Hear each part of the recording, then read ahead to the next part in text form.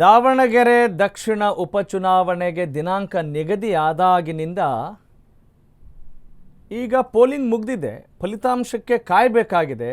ಅದರ ನಡುವೆ ಬಹಳಷ್ಟು ಬೆಳವಣಿಗೆಗಳು ಕಾಂಗ್ರೆಸ್ ಪಾಳ್ಯದಲ್ಲಿ ನಡೀತಾ ಇದ್ದಾವೆ. ತಮಗೂ ಕೂಡ ಗೊತ್ತಿರುವಂಥ ಸಮಾಚಾರ. ಈಗ ಅದರ ಮುಂದುವರೆದ ಭಾಗವಾಗಿ ಎಕ್ಸ್ಕ್ಲೂಸಿವ್ ಆಗಿ ಅಶ್ವವೇಗ ನ್ಯೂಸ್ಗೆ ಲಭ್ಯವಾಗಿರುವಂಥ ಒಂದು ವಿಶೇಷ ಮಾಹಿತಿ ನಿಮ್ಮ ಮುಂದೆ. ಕಾಂಗ್ರೆಸ್ ಆಡಿಯೋ ಹಲ್ಚಲ್ ಸೃಷ್ಟಿಸಿದೆ. ಹಾಗಾಗಿ ಸಿಎಂ ಆಪ್ತ ಜಮೀರ್ ಅಹಮದ್ ಶೇಕ್ ಆಗ್ತಾ ಇದ್ದಾರಾ? ಅವ್ರು ಏನೇ ಹೇಳಿಕೆ ಕೊಡ್ಬೋದು ಮೇಲ್ನೋಟಕ್ಕೆ, ಆದರೆ ಸತ್ಯವನ್ನ ತಳ್ಳಿ ಹಾಕೋ ಹಾಗಿಲ್ಲ. ಅಷ್ಟಕ್ಕೂ ಆ ಆಡಿಯೋದಲ್ಲಿ ಏನಿದೆ ಅನ್ನೋದ್ರ ಬಗ್ಗೆ ಕ್ಯೂರಿಯಾಸಿಟಿ ಕ್ಷಣಗಳೆದಂತೆ ಜಾಸ್ತಿ ಆಗ್ತಾ ಇದೆ.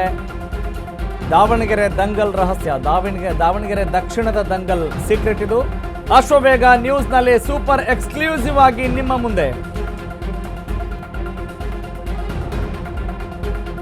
ನಿಜ, ಆಡಿಯೋ ವಿಡಿಯೋ ಅಂತ ಹೇಳಿದ ತಕ್ಷಣ ಒಂದು ರೀತಿ ಸಂಚಲನ ಸೃಷ್ಟಿ ಆಗುತ್ತೆ. ಏನಿರಬಹುದು ಅನ್ನೋ ಕುತೂಹಲ ಇಮ್ಮಡಿ ಆಗುತ್ತೆ. ಮತ್ತು ಇದೇ ಆಡಿಯೋದ ಆಧಾರದ ಮೇಲೆ ಹೈಕಮಾಂಡ್ ಏನಾದರೂ ನಿರ್ಧಾರ ತೆಗೆದುಕೊಳ್ತಾ ಇದೆಯಾ?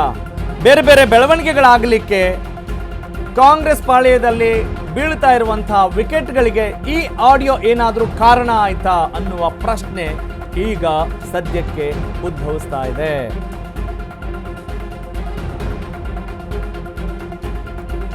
ಎಸ್, ಕಳೆದ ಹಲವು ದಿನಗಳಿಂದ, ಅದರಲ್ಲೂ ದಾವಣಗೆರೆ ದಕ್ಷಿಣ ಮತ್ತು ಬಾಗಲಕೋಟೆ ಉಪಚುನಾವಣೆಯ ಪೋಲಿಂಗ್ ಮುಗಿದ ನಂತರದಲ್ಲಿ ನಡೆದಂಥ ಒಂದು ಸುದ್ದಿಗೋಷ್ಠಿ, ಶಿವಾಜಿನಗರ ಕ್ಷೇತ್ರದ ಶಾಸಕ ರಿಜ್ವಾನ್ ಅರ್ಷದ್ ಮತ್ತು ಕೆಪಿಸಿಸಿ ಕಾರ್ಯಾಧ್ಯಕ್ಷ ಸಲೀಂ ಅಹ್ಮದ್ ಅವರ ಜಂಟಿ ಸುದ್ದಿಗೋಷ್ಠಿ ದೊಡ್ಡದಾಗಿ ಸದ್ದು ಮಾಡಿತು. ಅದರ ಮುಂದುವರೆದ ಭಾಗವಾಗಿ ನಾವು ಅಪ್ಡೇಟ್ಸ್ನ ನೋಡ್ತಾ ಹೋಗ್ತಾ ಇದ್ದೀವಿ.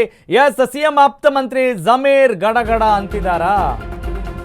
ನಡುಗ್ತಾ ಇದ್ದಾರಾ? ಶೇಕ್ ಆಗ್ತಾ ಇದ್ದಾರಾ? ಭಯ ಶುರುವಾಗಿದೆಯಾ? ಅಥವಾ ಮುಂದೆ ಏನು ಮಾಡಬೇಕು ಅನ್ನುವ ತಂತ್ರ ಕುತಂತ್ರಗಳೇನಾದರೂ ನಡೀತಾ ಇದ್ದಾವ? ಹೀಗೆ ಹಲವು ಪ್ರಶ್ನೆಗಳು ಸದ್ಯಕ್ಕೆ ಗೋಚರವಾಗ್ತಾ ಇದ್ದಾವೆ.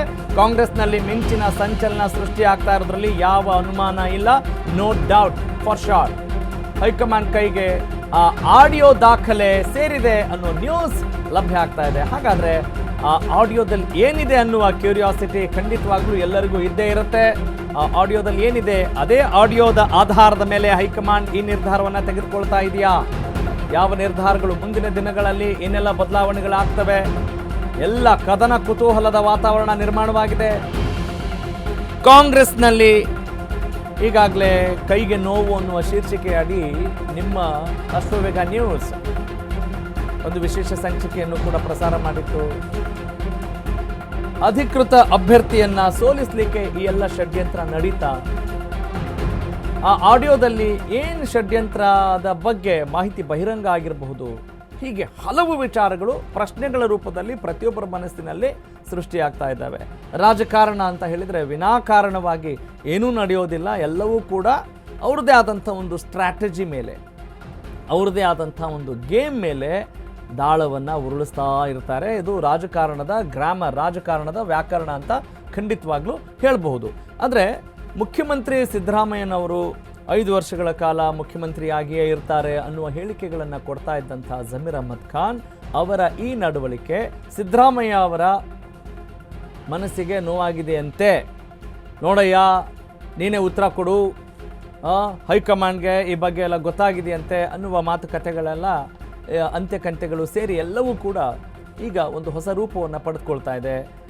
ಯಾರೇ ಆಗಿರ್ಬೋದು, ಅಪೋನೆಂಟಿಗೆ ಅಂದರೆ ಎದುರಾಳಿ ತಪ್ಪು ಮಾಡಿದಾಗ ಅಥವಾ ಸಿಕ್ಕಾಕೊಂಡಾಗ ಅವರ ಎದುರಾಳಿಗಳಿಗೆ ಖಂಡಿತವಾಗ್ಲೂ ಖುಷಿ ಆಗುತ್ತೆ. ಆದರೆ ಈ ಪ್ರಕರಣ ಭಾರತೀಯ ಜನತಾ ಪಕ್ಷಕ್ಕಿಂತ ಹೆಚ್ಚಾಗಿ ಸಮರ್ಥನೆಗಳನ್ನು ಕೊಡ್ತಾ ಇದ್ದಾರೆ.